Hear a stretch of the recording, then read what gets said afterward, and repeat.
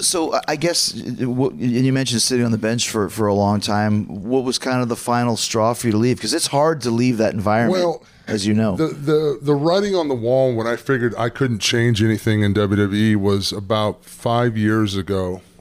I got a speech that I was told I would never main event a WrestleMania again. I would never main event a pay-per-view again. And I would only be used to get over NXT talent because, they got to think about the future of the business. You actually were told that. I was told that to my face, yeah. Not by Vince, but by somebody in the organization that, pretty high up. A higher up powers that be is basically telling you. Are they telling you this matter of factly, or are they telling you? Yeah, pretty matter of fact. Like, this is it, because at the time, 5 years ago, there weren't any options. So they felt, because I was very frustrated about positioning, and I felt a little bit handcuffed a little bit because I couldn't help like I wanted to help. Right. And then it was like, what's going on? You guys are not letting me contribute like I can contribute. You're kind of handcuffing me a little bit. And so then I had that meeting and I was told why.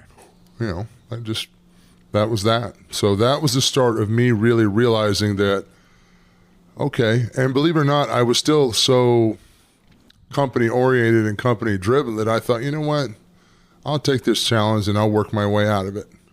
Cream always rises to the top kind of thing. And then foolish me, the harder I worked, it didn't matter. They thanked me for the hard work, they paid me, but there was nothing that I could do that would change their minds at that point. Now, why do you think that is? Because I'll just say this, not just because you're here, but definitely one of the best big men of all time. Thank you. I say it all the time. My favorite tag team partner. Mine too. I love you too. Thank you. But like a motivated Big Show is dangerous with your matches with Brock and matches with every time the ball was given to you, you took it and ran with it. I don't know, other than the fact that for whatever reason, I always hit a ceiling in WWE.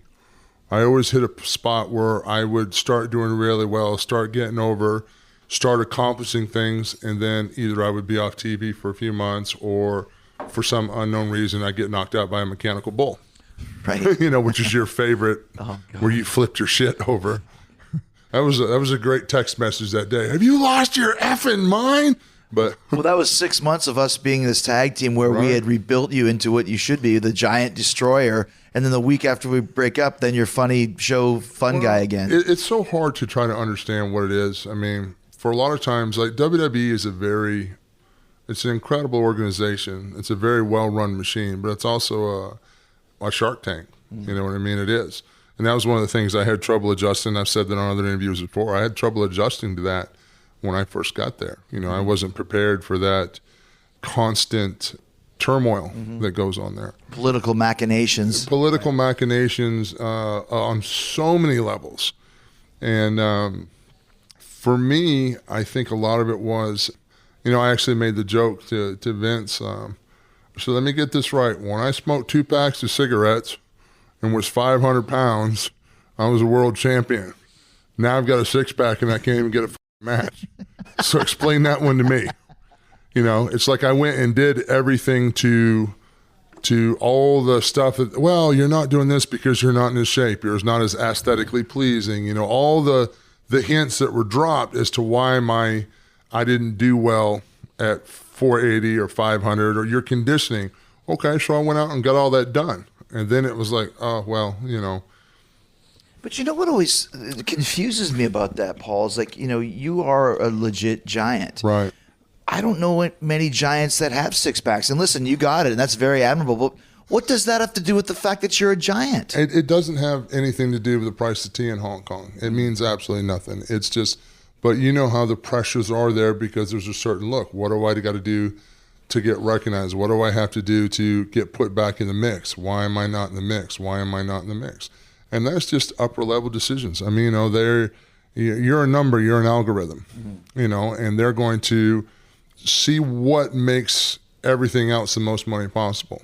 You know what I mean? It's not necessarily for your career benefit. It's who they think should be somewhere, who they want to push, who they want to see the future as. And sometimes it's happened to Kane too.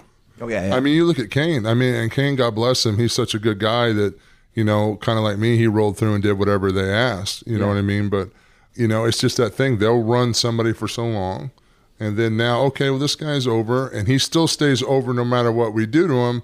Well, then we can try to use that to get these other guys over.